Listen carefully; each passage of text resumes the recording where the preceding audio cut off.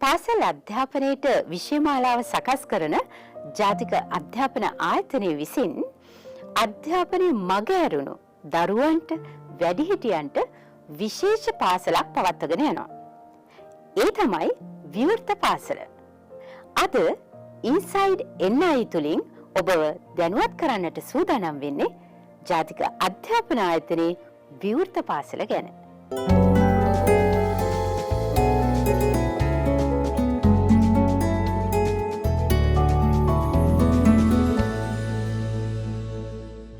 අපිට විශ්වාසයි ඔබ බොහොම කැමැත්තෙන් ඇති මේ විවෘත පාසල ගැන දැනගන්න. අද දවසේදී ඔබ දැනුවත් කරන්නට අපිත් එක්ක එකතු වෙනවා ජාතික අධ්‍යාපන ආයතනයේ විවෘත පාසල් ඒකකයේ අංශ ප්‍රධාන එස් දුනේසිංහ මහතා. ඒ වගේම අපිත් එක්ක එකතු වෙනවා කතිකාචාර්ය ඉන්දික විජේබණ්ඩාර මහතා. වසර 10කට අධික කාලයක් තිස්සේ ජ්‍යෙෂ්ඨ කතිකාචාර්යවරයෙක් විදිහට විවෘත පාසලේ කටයුතු කරලා වර්තමානයේ විද්‍යුත් ප්‍රචාරණ දෙපාර්තමේන්තුවේ අධ්‍යක්ෂ ධූරය දරන රසික බාලසූරිය මහතා ගෞරවයෙන් පිළිගන්නවා. අපි විවෘත පාසල් ගැන කතා කරද්දී අපි කැමති මුලින්ම දුනේසිංහ මහත්මයාගෙන් දැනගන්න විධිමත් පාසල් අධ්‍යාපනය ගැන කතා කරන කාලෙක අපි ඇයි මේ විවෘත පාසල ගැන කතා කරන්නේ? විවෘත පාසල කියන්නේ මොන වගේ පාසලක්ද? විවෘත පාසල කියන්නේ විධිමත් පාසලේ අධ්‍යාපනය කරගන්න බැරි වෙච්ච කණ්ඩායමට ආපහු අධ්‍යාපනය ලබා දෙන්න ජාතික අධ්‍යාපන ආයතන විසින් පවත්වාගෙන යන වැඩසටහන. මේක විවිධ හේතුව නිසා සමාජය හා සංස්කෘතික හා දරිද්‍රතාව සහ විවිධ ආබාධිත සිටින ළමයින්ට ආපහු අතරමඟදී නතර වෙච්ච අධ්‍යාපනය සම්පූර්ණ කර ගැනීමට විවෘත පාසල තුල වැඩසටහන පවත්වනවා. එතන අපි විශේෂයෙන්ම සඳහන් කරන්න ඕනේ NEET කියන්නේ Not in Education, Employment or Training. ඒක කියනවා නම් අධ්‍යාපනය නොමැති විවිධ රැකියාවලට සම්බන්ධ වෙන පිරිස හා විවිධ පුහුණු වලට සම්බන්ධ වෙච්ච නොයෙකි කට්ටියට ආපහු අධ්‍යාපනය ලබා දීමට මේක විවෘත පාසලේ පටන් අරගෙන තියෙනවා. අපි කැමති ඉන්දික මහත්මයාගෙන් දැනගන්න ජාතික අධ්‍යාපන ආයතනයටම පැමිණෙන්න ඕනේද මේ විවෘත පාසලට සම්බන්ධ වෙන්න? විවෘත පාසල ලේඛකයේ සම්බන්ධ තොරතුරු ජාතික අධ්‍යාපන ආයතනයෙන් ලබා ගන්න පුළුවන්. ඊට අමතරව අපේ මධ්‍යස්ථාන 22ක් තියෙනවා දිවෙන පුරා. සතියේ රාජකාරී කාල වේලාව තුල නැත්තම් උදේ 9යි හවස 4යි අතර එම මධ්‍යස්ථානයකට ගිහිල්ලා තොරතුරු ලබා ගන්න පුළුවන්. එහි අදාළ නිලධාරියෙක් සිටිනවා. එහෙම නැතිනම් අපි මේ වැඩසටහන අවසානයේ අපේ දුරකථන අංකය ලබා දෙනවා. එම දුරකථන අංකය ඔස්සේද ඔබට තොරතුරු ලබා ගැනීමේ හැකියාව තියෙනවා. හොඳයි. මම කැමති රසික බාලසූරිය මහත්මයා වෙත යමු වෙන්න. ජාතික අධ්‍යාපන ආයතනයේ මගින් ප්‍රජාව වෙනුවෙන් සිද්ධ කරන මේ විශිෂ්ට සේවාව ගැන කතා කරද්දී අපි කැමති අතීතයට ඉබී බලන්න. විවෘත පාසලේ ආරම්භය කවදා කොහොම සිද්ධ වෙච්ච එකක්ද? ඒත් වශයෙන්ම ගංග විවෘත පාසල ලංකාවේ ආරම්භ වන්නේ වර්ෂ 2005 දී. එතකොට 2005 දී ආරම්භ වෙච්ච විවෘත පාසල අද දක්වාම අඛණ්ඩව ක්‍රියාත්මක වෙමින් පවතිනවා. ඒක තවදුරටත් ඒ විදිහටම පවත්වාගෙන යන්න බලාපොරොත්තු වෙනවා. අධ්‍යාපනය සම්පූර්ණ කරන්න නොහැකි වෙච්ච දරුවන්ට වැඩිහිටියන්ට අවස්ථාවක් ලැබෙනවා මේ විවෘත පාසල තුලින්. ඒ වගේම තවත් අරමුණු තියනවාද කියලා මම කැමතියි දුනේසිංහ මහත්මයාගෙන් දැනගන්න. විවිධ හේතුව නිසා අතරමැදදී අධ්‍යාපන නවතපු කණ්ඩායම අපි කියන්නේ ද්විතීයික හෝ ප්‍රාථමික මට්ටමින් අධ්‍යාපනයේ අතරමැද නවතපු කණ්ඩායමට ආපහු අධ්‍යාපනය සම්පූර්ණ කර ගැනීමට අපි අවස්ථාව ලබා දෙනවා. ඊට අමතරව විවිධ වෘත්තීය වලින් නියැලෙන කණ්ඩායමට ඒගොල්ලන්ගේ අඩු සුදුසුකම් තියෙනවා. ඒ අඩු සුදුසුකම ආපහු සම්පූර්ණ කර ගැනීමට අපි විවිධ පාඨමාලා පවත්වනවා. ඊට අමතරව අපි වෘත්තීය දිසා නැතිය කියලා අලිත් එකක් පටන් ගන්න තියෙනවා. ඒක වෘත්තීය දිසා නැතිය කියන්නේ විවිධ කාර්මික විද්‍යාලවල අපේ රට පුරාම තියෙනවා. එතන ඉන්න ළමයින්ට වෘත්තීය පුහුණුව ලබා දෙනවා. ඒ වෘත්තීය පුහුණුවට අමතරව ඒගොල්ලන් වැඩ ලෝකයට සම්බන්ධ වෙන්නේ කොහොමද? ඒක වැඩ ලෝකයට ඒගොල්ලන්ට මුණපාන ගැටලු වලට කොහොමද එසෙදින්න පිළිබඳව අපි ඒ පාඨමාලා සකස් කරලා තියෙනවා. උදාහරණ වශයෙන් අපි කිව්වොත් අලෙවිකරණය පිළිබඳව නැත්නම් පාරිභෝගිකත් එක්ක කොහොමද සම්බන්ධ වෙන්නේ? ඒ පිළිබඳව ඒක ඒ වගේ කණ්ඩායමකට අපි අවස්ථාව ලබා දෙනවා. ඔව් අපි දන්නවා පාසලේදී නම් දරුවන්ට පෙළ පොත් තියෙනවා ඉගෙනුම් කටයුතු වල යෙදෙන්න. මම කැමති ඉන්දික මහත්මයාගෙන් දැනගන්න මේ මධ්‍යස්ථානවල ඒ කියන්නේ අපේ විවෘත පාසල තුලත් මේ මුද්‍රිත පොතපත පාවිච්චි වෙනවද දරුවන්ට ඉගෙනුම් ඉගෙනීම් ක්‍රමවේදයන්ට පාවිච්චි කරන්නට? පාසල් පද්ධතියේ පෙළපොත් භාවිතා යන වචනේ භාවිතා කළත් විවෘත පාසල් ඒකකයේ තුල අපි ඒ සඳහා යොදන්නේ මොඩියුල් කියන නම. මෙම මොඩියුල් සිංහල සහ දෙමළ භාෂා දෙකෙන්ම මුද්‍රණය වෙලා තියෙනවා. මෙම මොඩියුල් උපයෝගී කරගෙන අපගේ ඉගෙනුම් ලාභීන්ට ඉගෙනීම් ක්‍රියාවලිය සාර්ථකව සිදු කර ගැනීම සඳහා සියලු පහසුකම් විවෘත පාසල් ඒකකයේ මගින් ලබා දීම සිදු කරනවා. හොඳයි. මේ විවෘත පාසල තුලදී දරුවන්ට සම්බන්ධ වෙන්න පුළුවන් පාඨමාලා මොනවද? මේවා ක්‍රියාත්මක වෙන්නේ කොහොමද? අපි කැමති ඒ ගැන දැනගන්න රසික බාලසූරිය මහත්මයාගෙන්. ඇත්ත වශයෙන්ම විවෘත පාසල තුල ප්‍රධාන වශයෙන් පාඨමාලා 3ක් තියෙනවා. එයින් පළවෙනි පාඨමාලාවට තමයි අපි කියන්නේ සාක්ෂරතා පාඨමාලාව. සාක්ෂරතා පාඨමාලාව හදාරන්නේ විවෘත පාසලට සම්බන්ධ වෙන අවස්ථාවේ අකුරු නොදත් දරුවන් වෙනුවෙන්. මෙම පාඨමාලාව භාෂා මාධ්‍ය දෙකෙන්ම පවත්වනවා. සිංහල මාධ්‍යයෙන් වගේම දෙමළ මාධ්‍යයෙන්. සිංහල මාධ්‍යයෙන් හදාරන්නේ සිංහල දරුවෝ, ඒ වගේම දෙමළ මාධ්‍යයෙන් දෙමළ භාෂාව හදාරන එකට හේතුව තමයි භාෂාවක් නොදැන මේ පාඨමාලාව හදාරන්නට බෑ. ඒ වගේම නියුමරසි එහෙම නැත්නම් සංඛ්‍යා පිළිබඳ දැනුම තියෙන්න ඕනේ. එතකොට මේ සාක්ෂරතා පාඨමාලාවේදී අක්ෂර මෙන්ම සංඛ්‍යා පිළිබඳව හඳුන්වා දීමක් කරනවා. ඒක සමහරක් දරුවෝ මාස 3න් මාස 6න් තමුන්ගේ ශක්ති ප්‍රමාණය මත නම කරගන්නවා. අන්න ඊට පස්සේ පුළුවන් අපේ තියෙන පදනම් පාඨමාලාවට ඇතුල් වෙන්න. පදනම් පාඨමාලාවට ඇතුල් වුණාම කරන්නේ මූලික වශයෙන්ම තමුන්ගේ භාෂාව තවත් ගොඩක් ප්‍රගුණ කරනවා. සිංහල දරුවෝ සිංහල භාෂාවත්, කියන්නේ මව් භාෂාව, දෙමළ දරුවෝ දෙමළ භාෂාවත් ප්‍රගුණ කරනවා. ඒවා ප්‍රගුණ කළාට පස්සේ හොඳට කතා කරන්න පුළුවන් වෙනවා මේගොල්ලන්ට. අදහස් මාරු කරගන්න, සංනිවේදන කටයුතු හොඳින් කරගන්න පුළුවන් මට්ටමට ආවට පස්සේ තමයි මේ ළමයි යන්නේ ද්විතීයික පාඨමාලාවට. දැන් ද්විතීයික පාඨමාලාව කියලා කිව්වම මේකෙදි විවිධ විෂයන්, උදාහරණ හැටියට ගණිතය, විද්‍යාව, ඉංග්‍රීසි, ගෘහ හා ප්‍රජාධ්‍යාපනය, සෞඛ්‍ය, අන්නේ වගේ විවිධ විෂයන් උගන්වනු ලබනවා. ඒකත් භාෂා මාධ්‍ය දෙකෙන්ම පවත්වනවා. ඒ භාෂා මාධ්‍ය දෙකෙන්ම පවත්වාගෙන යන හින්දා ඒක මේ ළමයිට මෙතෙක් කලක් මගහැරුණු අධ්‍යාපනය නැවත ළඟා කරගන්න ලොකු පිටුවහලක් වෙනවා. ඉතින් එහෙම බලනකොට විවෘත පාසල් ඒකකයේ තුල ප්‍රධාන වශයෙන් පාඨමාලා වර්ග 3ක් පවතින බව කියන්නට පුළුවන්. මේ පාඨමාලාවන් හදාරන්නට නේවාසිකව මේ මධ්‍යස්ථානවල රැඳෙන්න ඕනේද? එහෙම නැත්නම් මාර්ගගතව අධ්‍යාපනය ලබන්නත් පුළුවන්ද? ඔව්. ඔය ක්‍රම දෙකටම මේ අධ්‍යාපනය හදාරන්නට පුළුවන්. නේවාසිකව ඉන්නවා නම් මේ දරුවෝ නේවාසිකව ඒ මධ්‍යස්ථානවල රැඳී ඉඳලා මේ පාඨමාලාව හදාරන්නට පුළුවන්. දැන් උදාහරණයක් ඇටියට ලංකාවේ තියෙනවා තෙලඹුයාය, අමනුකුඹුර, සේදුව, කලවාන, පුවක්පිටිය, අන්න ඒ වගේ විවිධ මධ්‍යස්ථාන 22ක් තියෙනවා. ඒ මධ්‍යස්ථාන 22 ආකාරයකට තමයි මේ පාඨමාලාවල් පවත්වාගෙන යන්නේ. මොකද ඒගොල්ලන්ගේ තියෙන දැනුම ඒ සියල්ල අධ්‍යයනය කරලා. දැන් සමහරක් මධ්‍යස්ථානවල ඉන්නවා අපේ ටික මන්ද මානසික දරුවෝ. සමහරක් අය ඉන්නවා කායික ආබාධ තියෙන දරුවෝ. ඒතකොට ඒගොල්ලන්ට එකිනෙකාට වෙනස් මේ පාඨමාලාවන් ඉදිරිපත් කරන විදිය.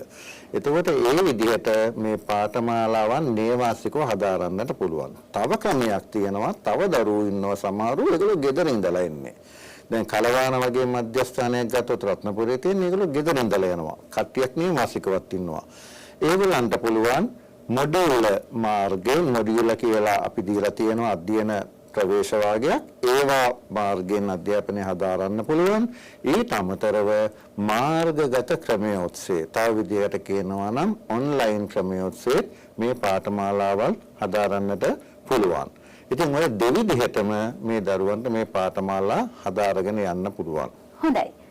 දැන් අපි දැනගත්තා මේ පාඨමාලා වර්ග මොනවද, මේවා ක්‍රියාත්මක වෙන්නේ කොහොමද, මේ කරුණු. දැන් අපි කැමති දැනගන්න තුනේසිංහ මහත්මයාගෙන් විවෘත පාසල සාක්ෂරතාවයේ ලබා දීමට අනුගමනය කරන ක්‍රමවේද මොනවද? මේක ඉතාමත් වැදගත් ප්‍රශ්නයක්. අපි මේ සාක්ෂරතාව හා අනිත් පාඨමාලා පවත්වන්නේ සාමාන්‍යයෙන් සෙසි පවත්වනවා. සෙසි කියන්නේ මාසිකව අපි සෙසි අඩුම වශයෙන් 10 එම මධ්‍යස්ථානයේම පවත්වනවා. ඒ සෙසි තුල ළමයින්ට අදාළ කාලසටහන අනුව නිතරම අපි සෙසි පවත්වගෙන යනවා. ඊට අමතරව අපි දැන් අලුත්ම සාක්ෂරතා පිළිබඳව ටෙල්බ්ලට් පරිගණක යන්ත්‍රය තුල ICT based literacy course කියලා එකක් අඳුනලා දීලා තියෙනවා.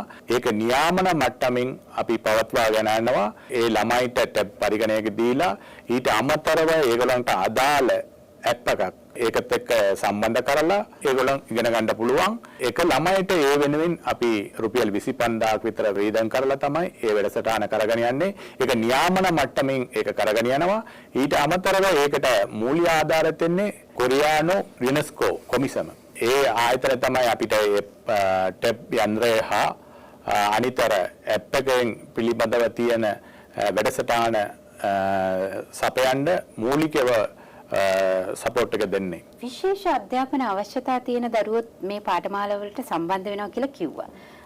මේ අයට කොහොමද මේ සාක්ෂරතාවය ලබා දෙන්න කටයුතු කරන්නේ? විශේෂයෙන්ම ඒගොල්ලන්ට සංඛ්‍යා භාෂා තුලත් එහෙම වැඩසටහන පවත්වලා යනවා. දැන් අලුත්ම අපි පටන් ගන්න නියාමන මට්ටමින් අපි අඳුනලා දීලා තියෙනවා ටැබ් පරිගණක කේන්ද්‍ර විසින් පවත්වන වැඩසටහන. මහින් අපි ළමයින්ට අනාගතයේදී ඒක වෙන මධ්‍යස්ථාන වලට එක්ස්පෑන්ඩ් කරලා ඒ වැඩසටහන කරගෙන යමින් සූදානම් කරලා තියෙනවා.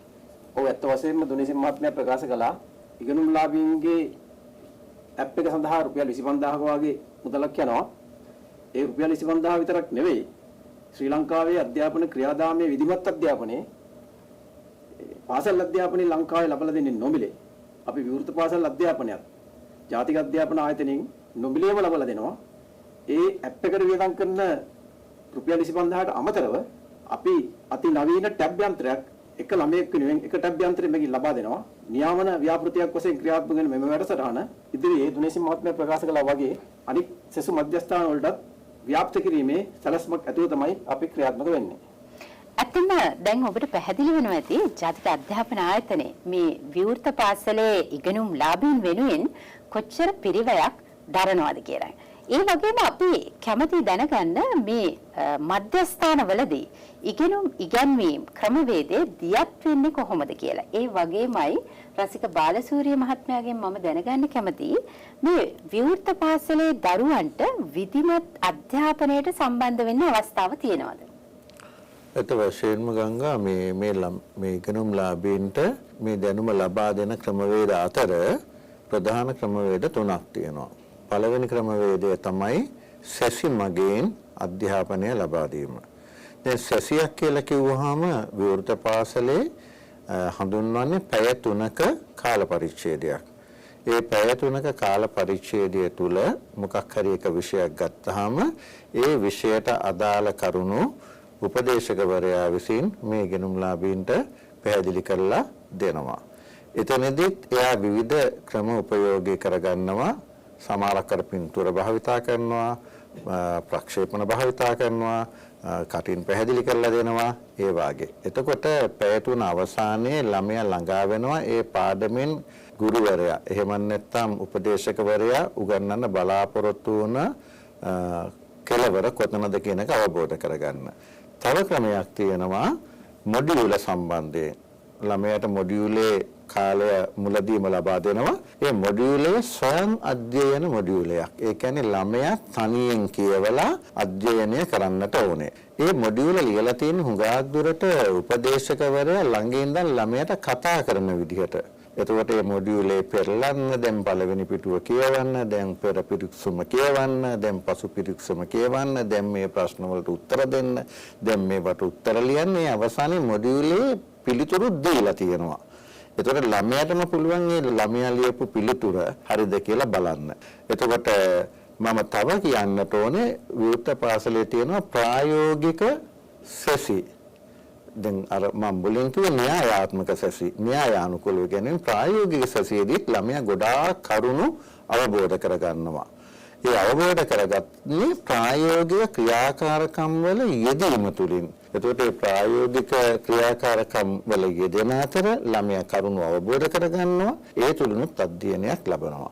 එසේම ඒවා ගෙදරදිත් කරන්න මොඩියුලේ වැඩ තියෙනවානේ. ඒවා කරනකොට එන ගැටලු මතු වුණොත් ඒවා ජංගම දුරකථන ඔස්සේ තම උපදේශකවරයාට දුරකථන ඇමතුමක් ලබා දීලා පුළුවන් වෙලාවක ඒ ප්‍රශ්න වලට පිළිතුරු ලබා ගන්න. දැන් ඔන්න ඔය ක්‍රමවේද 4 ඔස්සේ තමයි විවෘත පාසලේ ළමයි අධ්‍යාපනය හදාරන්නේ. කොහොමද විධිමත් පාසලට සම්බන්ධ වෙන්නේ? විධිමත් පාසලට සම්බන්ධ වෙන්නේ අර මම මුලින් කිව්වා වගේ පදනම් පාඨමාලාව ඉවර කරලා ද්විතීයික පාඨමාලාව ඉවර වෙනකොට ඉගෙනුම් ලාභියා එනවා එක්තරා ඉගෙනුම් ප්‍රාප්ති මට්ටමකට. ඒ ප්‍රාප්ති මට්ටමට ආවට පස්සේ ඒ ඉගෙනුම් ලාභියාට දැනුම තියෙනවා ආපෝස සාමාන්‍ය පෙළ පන්ති වලට සම්බන්ධ වෙන්න. එතකොට අර විවෘත පාසල ඉගෙන ගත්ත ළමයා කලාප අධ්‍යාපන කාර්යාලය හරහා විධිමත් පාසලකට සම්බන්ධ වෙලා ඊට පස්සේ ආපෝස සාමාන්‍ය පෙළ අධ්‍යාපන පොදු සහතික පත්‍ර සාමාන්‍ය පෙළ විභාගයට පෙනී සිටිනවා. එතකොට අර විවෘත පාසලෙන් මගහැරිච්ච දේවල් ඔක්කොම ඉගෙනගෙන එයා විධිමත් පාසල සම්බන්ධ වෙලා එතනින් අපොස සාමාන්‍ය පෙළ විභාගෙ ලියලා ඊට පස්සේ පුළුවන් ළමයාට ඒකේ සහතිකයක් ලබා ගන්න. ඉතින් ඊට පස්සේ ළමයාට ඕනනම් පුළුවන් අපොස උසස් පෙළ විෂය ධාරාවන් හදාරන්නත් පුළුවන්. එහෙම නැත්නම් තමුන් කැමති ආකාරයට ලංකාවේ වර්තමානයේ තියෙන නොයෙකුත් විශ්වවිද්‍යාල තියෙන ඕ-ලෙවල් වලින් සම්බන්ධ වෙන්න පුළුවන්. වෘත්තීය පුහුණු මධ්‍යස්ථාන තියෙනවා. එහෙම ඒකට සම්බන්ධ වෙලා අධ්‍යාපනය හදාරන්නත් පුළුවන්. ඉතින් ඔය විදිහට තමයි විවෘත පාසලෙන් විධිමත් අධ්‍යාපනයට ඉගෙනුම්ලාභියෙකු සම්බන්ධ වෙන්නේ. ඔව් විධිමත් අධ්‍යාපනයට සම්බන්ධ වෙන ආකාරයක් කිව්වා. ඉතින් ඇත්තටම අපි සාකච්ඡාවේදී මතුවුණා මධ්‍යස්ථාන 22ක මේ කටයුතු සිද්ධ කරනවා. මේ විවෘත පාසල ක්‍රියාත්මක වෙනවා කියලා. අපි කැමති දුනේසිංහ මහත්මයාගෙන් දැනගන්න මේ වන විට ඉගෙනුම්ලාභීන් කොපමණ ප්‍රමාණයක් මේ විවෘත පාසලට සම්බන්ධ වෙනවද? ඔව් දැනටම ඉගෙනුම්ලාභීන් 2000ක් පමණ අපේ විවෘත පාසල මධ්‍යස්ථානවල ඉගෙනුම් ලබනවා. ඒකින් ගෑනු පිරිමි දෙගොල්ලම ඉන්නවා 50% බැකින් ඒගොල්ලන් ඒකට සහභාගී වෙනවා. ඊට අමතරව අපි කියනවා නම් 850ක් පමණ විශේෂ අවස්ථා ළමයින්ට අපේ වැඩසටහන වලට සහභාගී වෙනවා. ඒගොල්ලන්ට ගැළපෙන පරිදි අපි විශේෂ වැඩසටහන අපි ඉස්සර කිව්වා වගේ සාක්ෂරතා පාඨමාලා හරහා ටෙප් යන්ත්‍රය තුල පවත්වන වැඩසටහනත් අපි කරගෙන යනවා. ඒ වගේම ඔබතුමා මේ වෙලාවේ සඳහන් කරනවා නම් හොඳයි මේ පාඨමාලාවල් වලට කොච්චර කාලයක් ඉගෙනුම්ලාභියෙක් සම්බන්ධ වෙන්න ඕනේද? ඒක පාඨමාලා කාලය නැත්තම් ඩියුරේෂන් එක ඒක ළමයිගේ එකියාව පරිදි තමයි තීරණය වෙන්නේ. ඒගොල්ලන්ට නිශ්චිත පරිදි මෙච්චර කාලෙන් මේක ඉවර වෙන්න ඕනේ කියලා මොකුත් හරි නියාමනයක් හරි වෙන මොකුත් හරි ක්‍රමයක් හරි නැහැ. මේක විවෘත පාසල් නිසා ඒගොල්ලන් කැමැති වෙලාවට කැමැති කාලය තුල ඒගොල්ලන් පුළුවන් මට්ටමකින් ඒව ඉවර කරලා ඊළඟ ස්ටේජ් එකට නැත්තම් ඊළඟ පියවරට යන්න පුළුවන්. ඔව් ඒ කියන්නේ දක්ෂතාව හැකියාව අනුව ඉගෙනුම් ලාභියාට පුළුවන් කාල සීමාව දීර්ඝ වෙන්නේ නැතිව ඒක අඩු කරගන්න නේ. ඔව් ඒක හරි. මම කැමති ඉන්දික මහත්මයාගෙන් දැනගන්න මේ අයට මේ ඉගෙනුම් ලාභීන්ට මෙතන සම්බන්ධ වෙද්දී මොනවා හරි නිල ඇඳුමක් තියෙනවද? දැන් පාසලක නම් අපි නිල ඇඳුමක් පාවිච්චි කරනවා. ඇත්ත වශයෙන්ම විධිමත් පාසල සහ විවෘත පාසල අතර විශේෂ වෙනස්කම් රාශියක් තිබෙනවා. එක වෙනස්කමක් තමයි මෙතුමිය අහපු ප්‍රශ්නෙට අදාළ පිළිතුර විශේෂ නිල ඇඳුමක් කියලා දෙයක් අපේ නැහැ. නමුත් සුදුසු මේ ඇඳුමක් මේ ඉගෙනුම්ලාභියාට ඇඳීම සඳහා අපි අවධාරණය කර සිටිනවා. ඒත් එක්කම අර පාඨමාලාවල සම්මත කාලයක් ගැන ඉස්සලා අහුවා. ඒ ප්‍රශ්නට උත්තර දුන්නොත් මම හිතන්නේ හොඳයි. මෙතන හැම අවස්ථාවෙම අපි විවෘත පාසල් බලන්නේ ඉගෙනුම්ලාභියාට පහසු සහ ඉගෙනුම්ලාභියාට වඩා ලේසියෙන් ග්‍රහණය කරගත හැකි සංකල්ප වඩා නිර්මාණශීලීව නිර්මාණාත්මක ඉගෙනුම්ලාභියාගේ අසලටම ලබා දීම ඒ කාරණය අනුව අර සම්මත විධිමත් අධ්‍යාපනයේ තියෙන අර කාලයේ සම්බන්ධ සීමා ගොඩක් අඩුයි. ඒ කියන්නේ විවෘත පාසල් ඉගෙනුම්ලාභියාට අවශ්‍ය නම් මාස 6ක පාඨමාලාව අවුරුද්දක් දක්වා කරගෙන යෑමේ හැකියාව තියෙනවා. ඇත්ත වශයෙන්ම ගංගා විවෘත පාසලේ ඉගෙනුම් ලබන ඉගෙනුම්ලාභියාට සාමාන්‍ය සම්මත පාසලක ඉගෙනුම් ලබන ශිෂ්‍යයෙකුට වඩා විශාල නිදහසක් තිබෙනවා. අදාළ පාඨමාලාව තමන්ගේ හැකියාව මත තමන්ගේ දක්ෂතාවය මත කාලය කෙටි කරලා හෝ කාලය ඊට වඩා දිගු කරලා සම්පූර්ණ කරගැනීමේ අවස්ථාව ලබා දීලා තියෙනවා. විවෘත පාසල තුල ඉගෙනුම්ලාභීන් 2000කට වැඩි ප්‍රමාණයක් ඉගෙනුම ලබන බව අපි මේ සාකච්ඡාවේදී අපි දැනුවත් වුණා. මේ රට පුරා තියෙන මධ්‍යස්ථාන 22කදී මේ අධ්‍යාපන ලබන ඉගෙනුම්ලාභීන් වෙනුවෙන් මූලික ප්‍රතිපාදන ඒ වගේම සම්පත් සපයන්නේ කවුද? ඒ වෙනත් ආයතන මේවට සම්බන්ධ වෙනවද? අපි කැමති දුනිසිංහ මහත්මයාගෙන් මේ ගැන දැනගන්න. විශේෂයෙන්ම මෙතන සඳහන් කරන්න ඕනේ අපේ රජයේ විසින් ලබන ප්‍රතිපාදන ඒ ප්‍රතිපාදනයට අමතරව අපි මේ පටන් ගන්න කාලේ 2005 දී අපි මේ විවෘත පාසල පිටුවීම කටයුතු අපි කරා. ඊට පස්සේ අපි ක්‍රියාත්මක වුණේ 2007 ඉඳලා අපිට GSED ආයතනය ඊට අමතරව අපිට තාක්ෂණ සහායක හා විවිධ වැඩසටහන් වලට සාවේ අපේ කොමන්වෙල්ත් ඔෆ් ලර්නින් නැත්නම් පොදු රාජ්‍ය මණ්ඩලයේ ඉගෙනුම් ආයතනය තුල අපිට මුදල් හම්බුණා. ඊට අමතරව මෙතන වැදගත් කාරණේ 2014 ඉඳලා කොරියන් රජයේත් එක්ක සම්බන්ධ වෙලා අපිට මූලික ප්‍රතිපාදන ලබා දෙනවා. ඊට අමතරව අපිට තාක්ෂණයේ වශයෙන් ඒක තාක්ෂණීය සහයෝග කොරියාවේ යුනෙස්කෝ ආයතනය තුළ ලබා ගන්නවා. ඊට අමතරව අපිට නිතරම පොදු රාජ්‍ය මණ්ඩලයේ ඉගෙනුම් ආයතන විසින් නැත්නම් කොමන්වෙල්ත් ඔෆ් ලර්නින් විසින් අපිට නිතරම තාක්ෂණීය සහයෝග අපිට ලැබෙනවා. දැන් ඔබට පැහැදිලි ඇති විවෘත පාසලයි අපේ විධිමත් පාසලයි අතර වෙනස්කම් මොනවද? ඉගෙනීම් කටයුතු කෙරෙන්නේ කොහොමද? මම කැමති මෙහෙම ප්‍රශ්නකුත් ඉන්දික මහත්මයාගෙන් දැනගන්න. විවෘත පාසලේදී මේ ඉගෙනීම් සැසි සතියකට දින කීයක් පැවැත්වෙනවද? මේවා නියාමනය කරන්න, අධීක්ෂණය කරන්න කවුද කටයුතු කරන්නේ? ඔව් ගංගම පළමුවෙන් උත්තර දෙන්නම්. අපි සාමාන්‍යයෙන් සතිය දවස්වල සැසි පවත්වනවා. අවමේ සතියකට සැසි දෙකක්. අපේ සැසියකට පැය 3ක කාලයක් අපි සම්මත කරගෙන තියෙනවා. ඒ වගේ සැසි දෙකක් සතිය දවස්වල පැවැත්වෙනවා. මේ සැසි දෙක පවත්වන්නේ අපි විසින් තෝරා ගන්නා ලද ගුරු උපදේශකවරුන් සහ උපදේශකවරියන්. එම උපදේශකවරුන් සහ උපදේශකවරියන් ගැන එක වචනයක් මම හිතන්නේ මම කතා කිරීම හොඳයි. මෙම පිරිස පාසල් පද්ධතියේ වසර ගණනාවක වසර 10ක 15ක හෝ ඊටත් වැඩි කාලයක් අධ්‍යක්ෂින් ලැබලා අධ්‍යාපනයේ සම්බන්ධ අධ්‍යාපන වෘත්තිකයෙකු වශයෙන් ලබාගත යුතු පශ්චාත් උපාධි සුදුසුකම් සහිතව සහ අදාළ විශේෂ ශාස්ත්‍රයේ විශේෂඥ දැනුමක් සහිතව තමයි මෙම විවෘත පාසල් ඉගෙනීම් සැසි පැවැත්වීමේ උපදේශකවරුන් නිරත වන්නේ. මම හිතන්නේ එම පළවෙනි ප්‍රශ්නයට අදාළ පිළිතුර ප්‍රමාණවත් වෙනවා. ඔබතුමීගේ දෙවන ප්‍රශ්නේ තමයි අධීක්ෂණ ක්‍රියාදාමයේ. අත් වශයෙන්ම අධීක්ෂණ ක්‍රියාදාම සිද්ධ වෙනවා. විශාල වශයෙන් සිද්ධ වෙනවා. පළවෙනි අධීක්ෂණය අපි කරනවා අපේ ජාතික අධ්‍යාපන ආයතනය තුලම පත් කරගත්තු විශේෂ නිලධාරි කණ්ඩායමක් සිටිනවා. එම නිලධාරි කණ්ඩායම විසින් අධීක්ෂණ ක්‍රියාදාමයන් සිදු කරනවා. ඊට අමතරව අපගේ දුනේසිංහ මහත්මයා ප්‍රධාන විවෘත පාසල් ඒකකයේ නිලධාරි කණ්ඩායම විසින් තවත් අමතර අධීක්ෂණයක් මධ්‍යස්ථානය සිදු කරනු ලබනවා. මෙම ක්‍රමවේදයන් ඔස්සේ තමයි සාමාන්‍ය අපගේ අධීක්ෂණ ක්‍රියාදාමය සිද්ධ වෙන්නේ. ඉන්දික මහත්මයා අපිට පැහැදිලි කළා අධීක්ෂණ කටයුතු සිද්ධ වෙන්නේ කොහොමද, මේ සැසි පැවැත්වෙන්නේ කොහොමද, මේ ආදී කාරණා. මම කැමතියි දැනගන්න මේ ඉගෙනුම් ලාභියෙකුට යම්කිසි ගැටලුවක් තමන්ගේ විෂය සම්බන්ධයෙන් මතුවුණොත් ඒවා විසඳගන්නේ කොහොමද? රසික බාලසූරිය මහත්මයා අපිට පුළුවන් දේ ගැන පැහැදිලි කරන්න. ඔව් ඒ විවෘත පාසලේ සාමාන්‍යයෙන් සෙසියක් කියලා කියන්නේ පැය 3ක කාලයක්. සමහරක් වෙලාවට එවැනි සෙසි දෙකක් පවත්වනවා මධ්‍යස්ථානවල. අවමය ඊට වඩා වැඩියෙන් පවත්වන අවමය.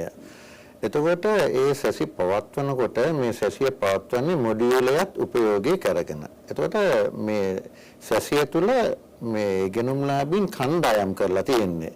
සමහරකට කණ්ඩායමට 4 දෙනෙක් ඉන්නවා, සමහරකට 6 දෙනෙක්, සමහරකට 8 දෙනෙක්.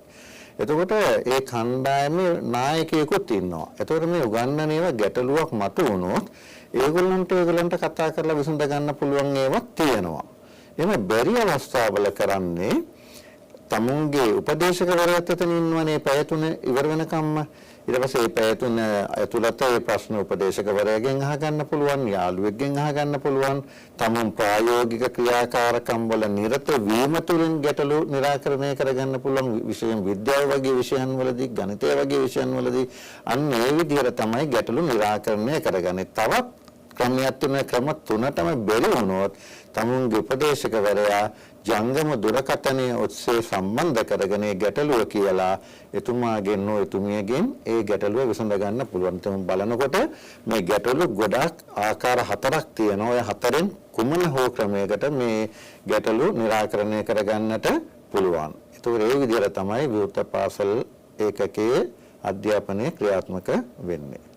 අපිට පැහැදිලි ජාතික අධ්‍යාපන ආයතනයේ විවෘත පාසල තුලින් ඉගෙනුම මගහැරිච්ච අයට මොනතරම් සේවාවක් සිද්ධ වෙලා තියෙනවද කියලා. අප කැමති ඔබතුමාගෙන් දැනගන්න මේ සේවාවට ජාතික වශයෙන් එහෙම නැත්නම් ජාත්‍යන්තර වශයෙන් ඔබතුමාලා ඇගීමට පාත්‍ර වෙලා තියෙනවද? ඔව්. ඇත්තටම මේක අපි සතුටින් මේක කියන්න කැමතියි. ලංකාවේ අධ්‍යාපන ශාස්ත්‍රයේදී අපිට විශේෂ ත්‍යාගයක් හම්බුණා 2015 යුනෙස්කෝ ආයතන මගින් UNESCO International Literacy Award. නැත්නම් ජාත්‍යන්තර සාක්ෂරතා සම්මානය හම්බුණා. මේ සාතිකෙත් එක්ක අපිට මේ පදක්කමත් හම්බුණා. ඊට අමතරව අපිට මුදල් තෑග්‍ය වශයෙන් ඇමරිකානු ඩොලර් 20000ක් හම්බුණා. මේක අපේ ජාතික අධ්‍යාපන ආයතනයට හම්බෙච්ච විශේෂ එගේමක්. රටවල් 68ක් සහභාගීච්ච තරඟින් දිනලා තමයි මේක හම්බුනේ. ඊට අමතරව ඒසියා පැසිෆික් යුනෙස්කෝ ආයතන මගින් අපිට විශේෂ එගේමක් හම්බුණා. ඒක තමයි වෙන්යු අවෝඩ් 2018 දී ඒසියා පැසිෆික් යුනෙස්කෝ ආයතන මගින් අපිට පිරිනමන ලබන විශේෂ සාහිත්‍යයක්. ඒක ඔනරබල් කමෙන්ටේෂන් එකයි. ඊට අමතරව 2020 දී ගුරු සංවර්ධන පිළිබඳව UNESCO ආයතන මගින් ලබලා දෙන සහභාගීත්වය සාතිකත් හම්බුණා. අපි දන්නවා අධ්‍යාපනය ලැබීම සියලු දෙනාගේ අයිතියක් කියලා. අන්න ඒ වෙනුවෙන් කැප වෙලා තමයි ජාතික අධ්‍යාපන ආයතනයේ විවෘත පාසල මේ විදිහට ජාත්‍යන්තර වශයෙන් ඇගීමට පාත්‍ර වෙලා තියෙන්නේ. ඉතින් අපි කැමති අවසාන වශයෙන් ඔබතුමන්ලාගෙන් දැනගන්න මේ විවෘත පාසලට සම්බන්ධ වෙනවා නම් යම්කිසි දරුවෙක් එහෙම නැත්නම් වැඩිහිටියෙක් අධ්‍යාපනයේ මගහැරුණු කෙනෙක් ඒ අය කොහොමද ඔබේ විවෘත පාසලට සම්බන්ධ වෙන්නේ? සම්බන්ධ වෙන්නේ මෙහිමයි. සතියේ වැඩ කරන දිනවල පෙරවරු 9 සිට පස්වරු 4 දක්වා අතර කාලය තුල ජාතික අධ්‍යාපන ආයතනයේ 0.117 601 දුරකථන අංකයට කතා කරලා දිගුව ඉල්ලන්න ඕනේ 779. අන්න ඒ අංකයට කතා කරන්න. හැබැයි මතක තියාගන්න ඕනේ අවුරුදු 15ට වැඩි අයට පමණයි මේ විවෘත පාසලට සම්බන්ධ වෙන්න පුළුවන්. රසික මහත්මයා කිව්වා වගේ අපගේ දුරකථන අංකයට කතා කරලා තොරතුරු ගන්න පුළුවන්. ඊට අමතරව අප ආයතනයට පැමිණලා සතියේ දිනක විවෘත පාසල් ලේකකයට පැමිණ ඔබට අවශ්‍ය තොරතුරු දැනගෙන විවෘත පාසලේ ඔබට අවශ්‍ය ප්‍රදේශයේ මධ්‍යස්ථානට ඇතුළත් වීම සම්බන්ධ සාකච්ඡා කරලා තීරණයක් ගන්න පුළුවන්. අදාළ මධ්‍යස්ථාන මම ඊට පෙරත් සඳහන් කරා. දිවයිනේ විවිධ මධ්‍යස්ථාන විවිධ පළාත්වල මධ්‍යස්ථාන 22ක් තියෙනවා. විවිධ පළාත් නියෝජනය කරමින් මධ්‍යස්ථාන 22 පවතින්නේ. මේ මධ්‍යස්ථාන පිළිබඳ තොරතුරු ඔබට මේ අවස්ථාවේදී අපි විසින් මේ තිරේ ප්‍රදර්ශනය කරනවා දුරකථන අංක සහිතව. මෙම අවස්ථාවෙන් අපි අධ්‍යාපනයේ නොලබුණු ශ්‍රී ලාංකික සියලු ප්‍රජාවට සියලු පුරවැසියන්ට ආරාධනය කරන්නේ ඔබගේ අධ්‍යාපනයේ පාසල් අධ්‍යාපනයෙන් නැවතිලා නැහැ. ඔබගේ අධ්‍යාපනයේට විධිමත් අධ්‍යාපනයෙන් තිත තබලා නැහැ. ඔබගේ බලාපොරොත්තුව ඔබගේ අනාගත බලාපොරොත්තුව වෙත ගමන් කිරීම සඳහා විවෘත පාසල ජාතික අධ්‍යාපන ආයතනයේ විශාල සවි බලයක් විශාල බලයක් විශාල අත්ලක් වෙන බව අපි ඊටම සතුටින් ඔබට ප්‍රකාශ කරනවා. මේ අවස්ථාවෙන් ප්‍රයෝජන ගන්නා ලෙස අපි නැවතත් ඔබට ආරම්භ කර සිටිනවා. අධ්‍යාපනය ලැබීමේ අයිතිය වෙනුවෙන් විධිමත් පාසල වගේම ජාතික අධ්‍යාපන ආයතනයේ විවෘත පාසලත් ඔබ වෙනුවෙන් විවෘතයි. එසේනම් ඉන්සයිඩ් NIE සමග අද දවසේදී සම්බන්ධ වූ ඔබ සියලු දෙනාටම ස්තුතිවන්ත වෙමින් ජාතික අධ්‍යාපන ආයතනයේ තවත් අධ්‍යාපනික මෙහෙවරක් ගැන කතා කරන්නට ඉන්සයිඩ් NIE තුලින් නැවත හමු වෙමු.